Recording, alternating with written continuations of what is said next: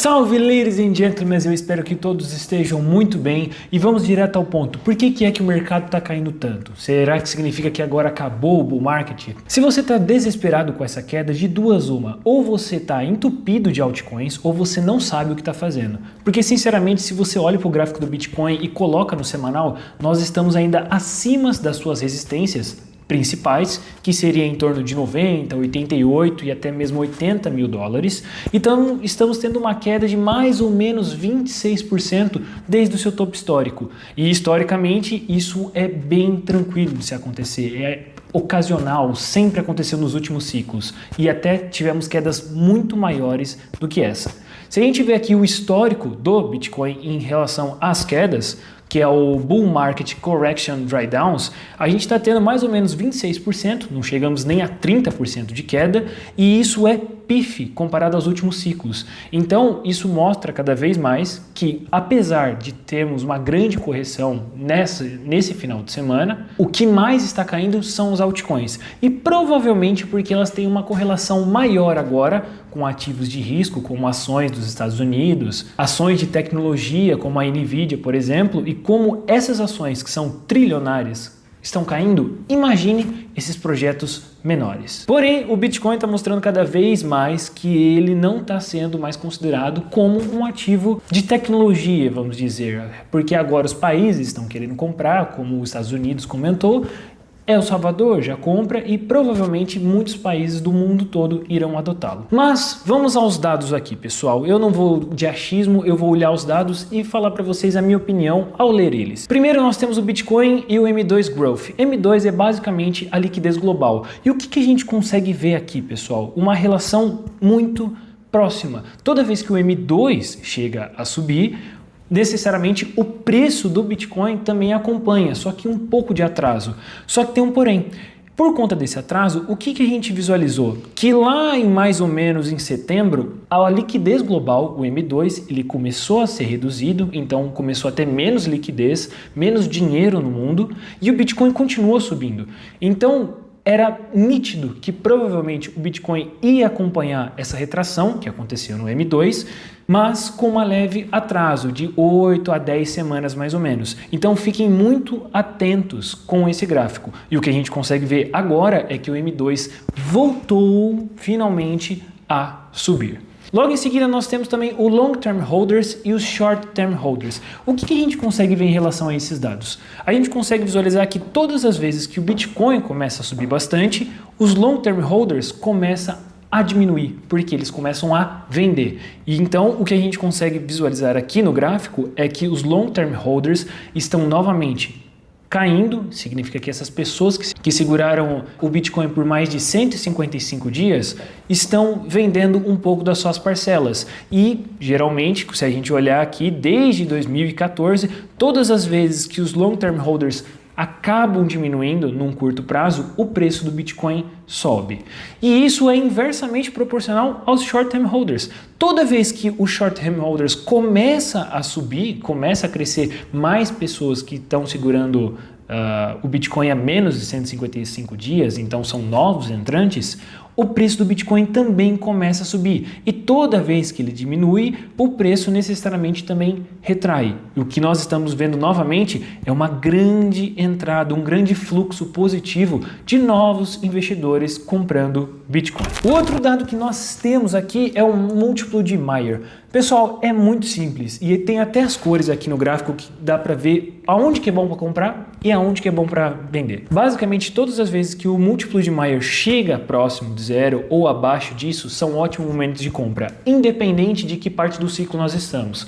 Se estamos no final, no começo, no meio, não importa. A questão é que se vemos todas as vezes que você compra o Bitcoin e algumas altcoins, obviamente, próximo de zero, né? Quando o múltiplo de Mayer está próximo de zero ou abaixo disso, representa grandes oportunidades. E nós estamos chegando novamente próximos de zero. E ainda estamos muito longe de 1.5, 2, que onde foi os últimos topos históricos do Bitcoin. Então, na minha visão, esses dados em si são extremamente positivos para o preço do Bitcoin. Mas é claro que eu não tenho só dados positivos para mostrar para vocês, porque senão não justificaria a queda, não é mesmo? Mas antes de eu te mostrar esses dados negativos, não se esqueça de inscrever no canal, compartilhar com seus amigos, deixar aquele like e se realmente você ficou com alguma dúvida, comente aí que com certeza eu vou te ajudar. Então vamos aos dados negativos. Primeiro o DXY.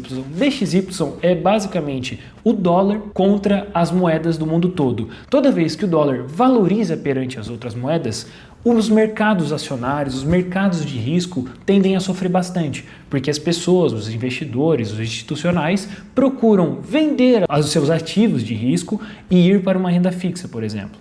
Agora, o que a gente consegue ver é que novamente nós estamos tendo a segunda semana de alta do DXY, então o dólar está se valorizando perante todas as outras moedas do mundo. E isso não é muito bom para o mercado de risco que se enquadra no mercado de criptomoedas como um todo. O outro dado que também não é muito positivo são as tarifas que o Trump está impondo entre o México, a China e o Canadá, principalmente eles. Essa guerra tarifária que a gente está vendo hoje, nesse novo ciclo, vamos dizer, da economia, é extremamente problemático para a economia global como um todo, porque sinceramente você pagar mais imposto, pagar mais tarifa, né, de importação, exportação de cada país e ter essa guerra de quem aumenta mais, quem vai mais se prejudicar são as próprias pessoas. As pessoas não vão pensar em investir, por exemplo, sendo que elas têm que se preocupar com comprar alimentos. E obviamente se as tarifas estão sendo aumentadas no México, Canadá, China e consequentemente também nos Estados Unidos, todo o resto do mundo vai sofrer com isso, porque infelizmente hoje grande parte da economia gira em torno dos Estados Unidos. Então se ele faz certo movimento dentro da economia dele e influencia outras, isso acaba interferindo o dinheiro das pessoas, a economia do nosso país, como aqui no Brasil, como um todo. E é claro que, mais uma vez, se os investidores estão tendo problemas em pagar as suas contas base, eles não vão pensar em investir em criptomoedas ou mercado de ações dos Estados Unidos, por exemplo.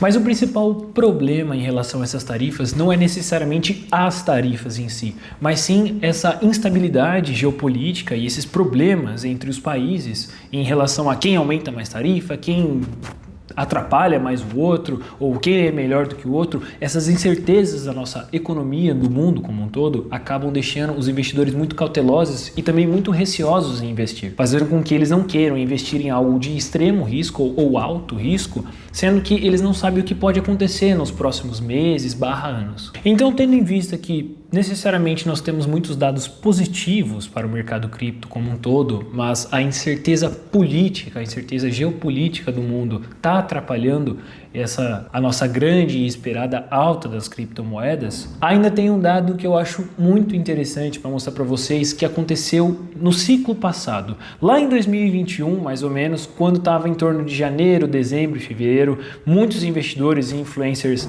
famosos acabaram desistindo do mercado, falando que a altcoin season nunca ocorreria, que agora só o Bitcoin subiria, que o ciclo tinha mudado, só que podemos ver que não foi bem assim, né? A altcoin season de 2021 aconteceu após fevereiro, né? Então, após fevereiro, começou a subir as altcoins, o mercado global começou a se estabilizar, a economia como um todo começou a melhorar e todas aquelas incertezas acabaram se dispersando durante o tempo. Então, a gente está passando por quase a mesma coisa. Nós tivemos a primeira alta, tivemos a primeira queda. Tivemos a segunda alta, tivemos a segunda queda. Será que agora realmente engataremos e a economia como um todo vai melhorar e as pessoas vão querer correr mais risco e investir nas criptomoedas? Eu sinceramente tenho o meu lado um pouco cético em relação a isso, só que é por isso que eu trago dados. Existe um site muito importante que vocês deveriam acompanhar, que é o Bull Market Peak Cycles, que é o Set All the Top, que é basicamente um dado da CoinGlass,